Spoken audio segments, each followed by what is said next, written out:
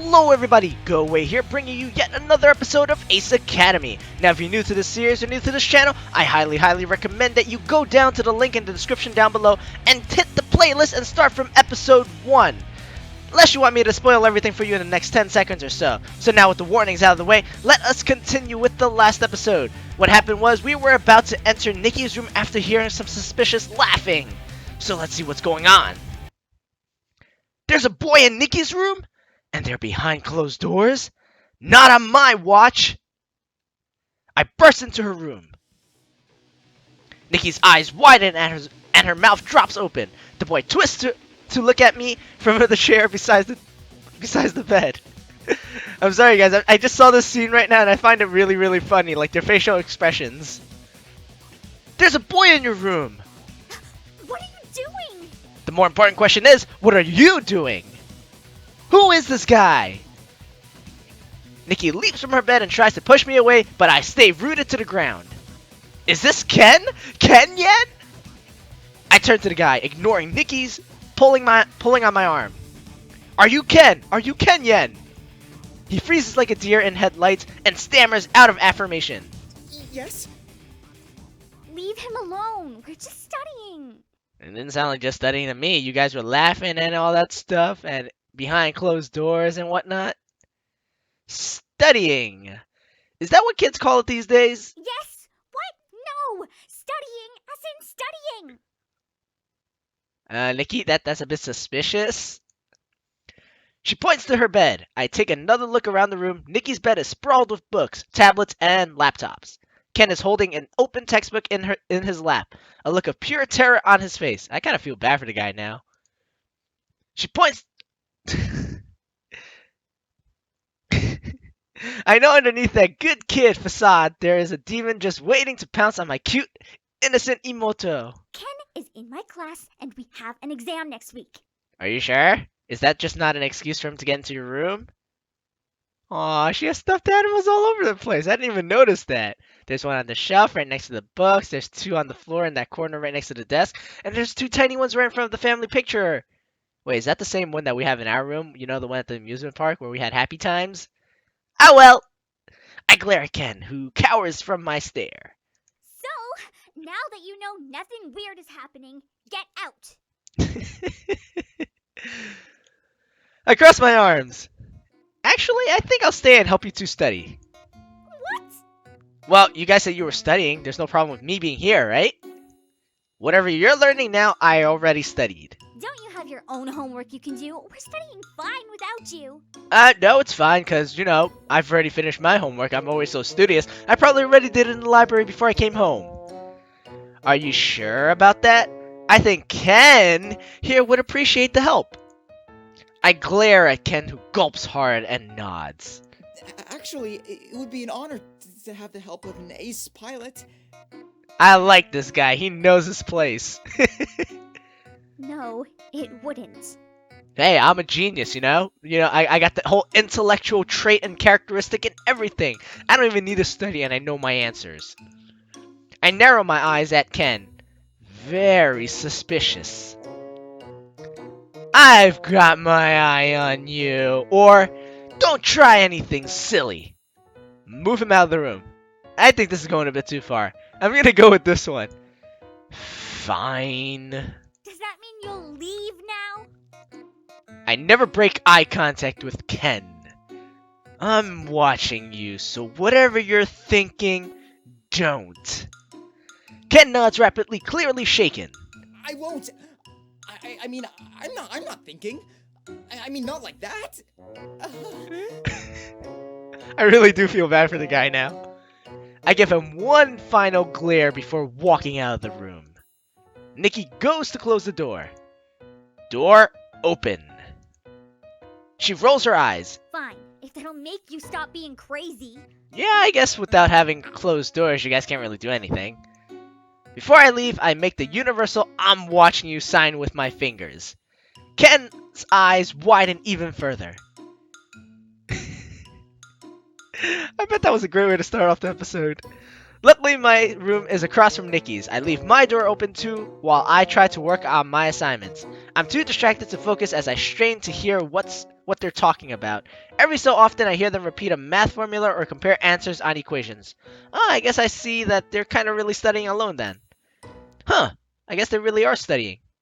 This time. Eventually I give up and watch videos on MeTube. Hey, is he gonna be a MeTube uploader and a MeTube video creator? About 2 hours, Ken goes home. After about 2 hours, my bad. Nikki slams the door shut to her room. Sheesh, what's her problem? Now that I can finally focus again, I finish my assignments and easily fall asleep afterwards.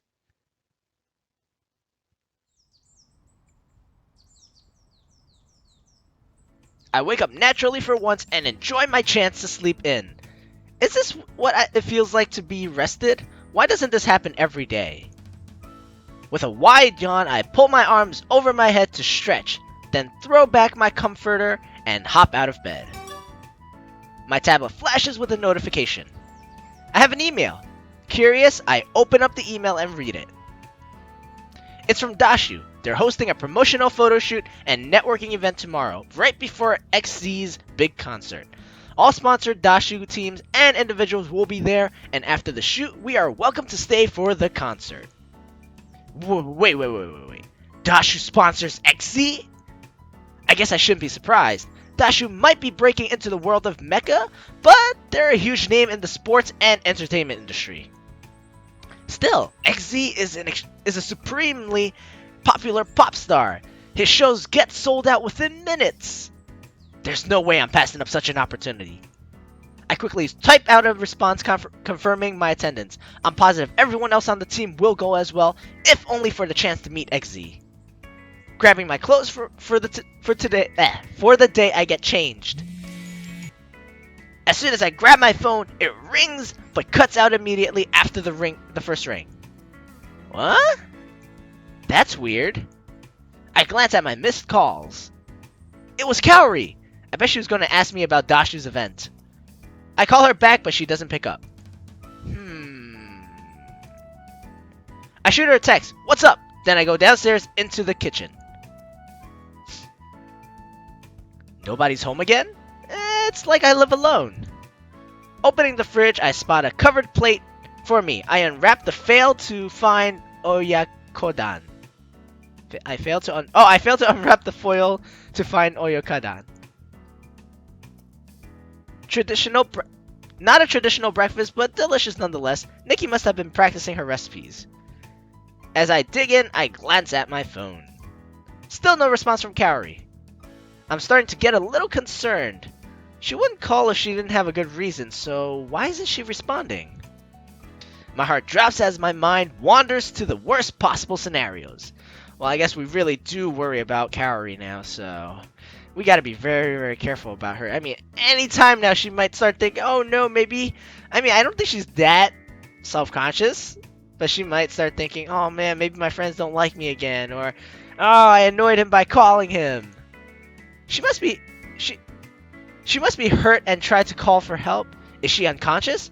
There's no other reason she'd be acting this way. Oh my god, now he's just overreacting like crazy. As the theories race in my mind, I take a deep breath to clear my head.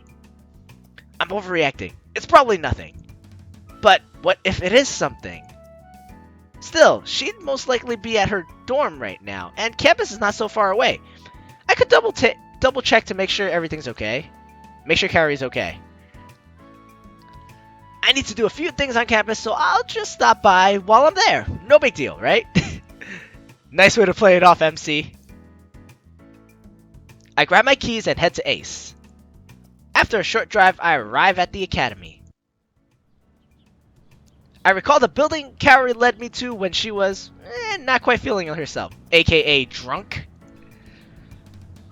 I follow a group of girls into the building and I'm about to join them at the elevator when a voice stops me. Excuse me, may I help you? Well, hello there.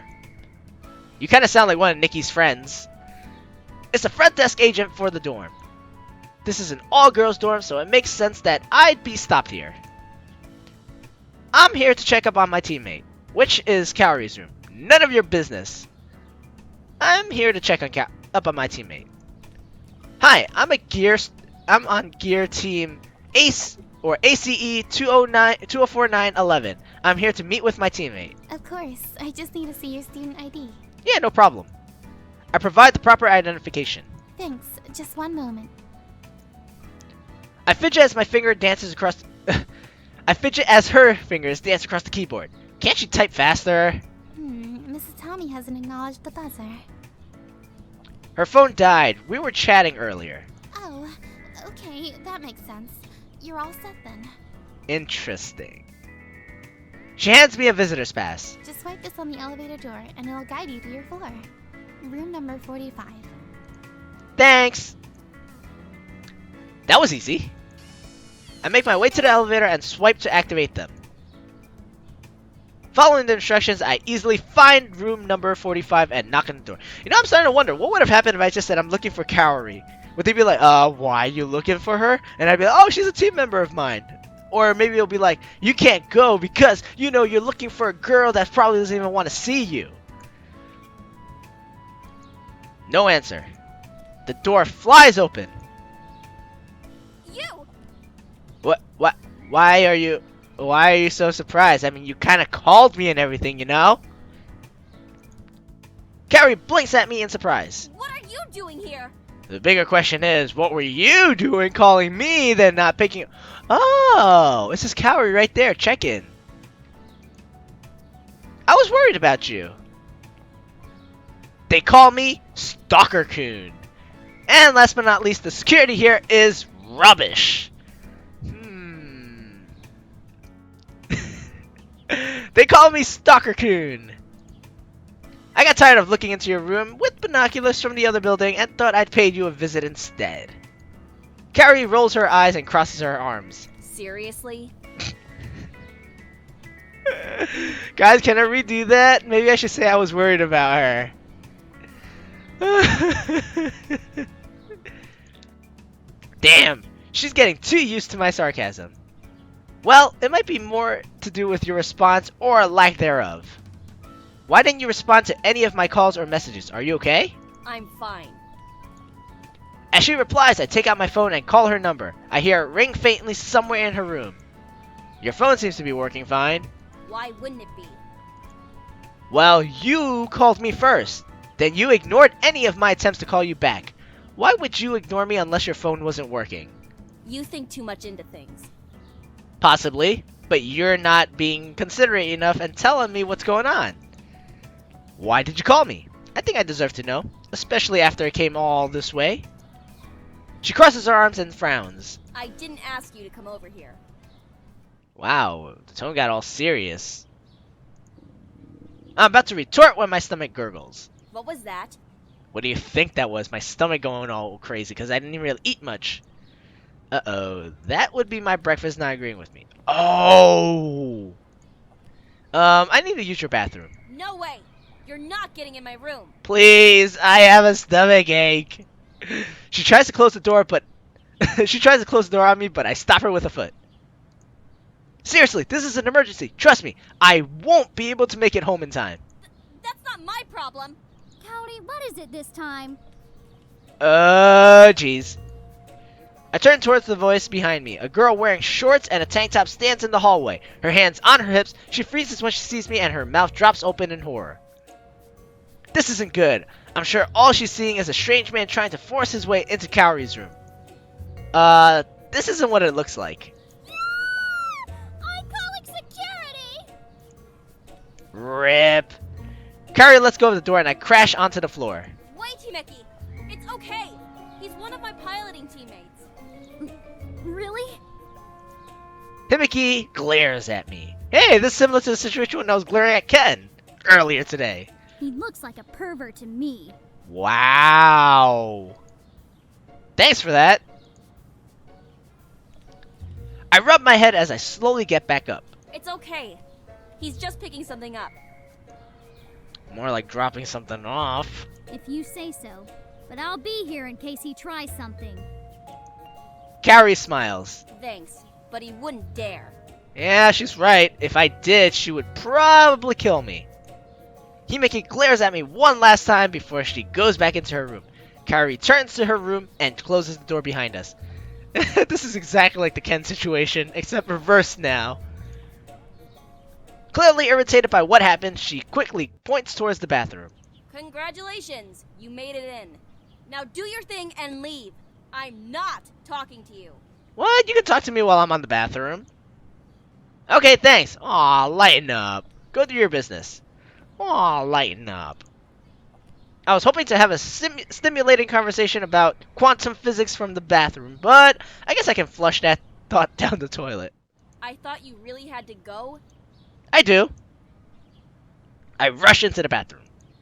Kaori has even less of a sense of humor today than usual. Yeah, I wonder what's gotten her ticked off. I shut the door behind me and get comfortable on the porcelain throne. Alright guys, we're hitting close to that 15... Actually, we're past that 15-minute line now. Thank you all for joining me. If you like the content I've provided, please hit that like button. If you want to keep up with my most recent content, or just my content in general, as I do upload every single day, consider hitting that subscribe button so you're up to date with all my latest updates and uploads. Thank you very much for joining me, and I will see you in the next episode of Ace Academy.